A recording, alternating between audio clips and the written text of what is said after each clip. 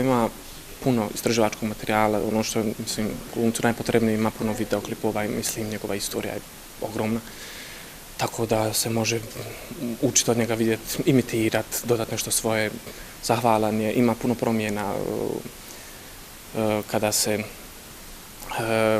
mislim, razlika između vođenja šova, između privatnog odnosa s njima, pa onda s režiserom, to zanimljiv lik i da, tvoje pitanje je bilo da li bi, normalno uvijek smo otvoreni za nova iskustva, iako nisam puno do sad upoznat sa slovačkim autorima, iskreno, ovaj mi se svidio, jako fino napisan, fiktivni likovi, to jest fiktivna situacija sa pravim istinitim likovima, jako zanimljivo i bilo je jako dobro rad, mnogo iskustvo. Javno čitanje nije viđeno do sada ovdje, tako da je, da, baš zanimljivo.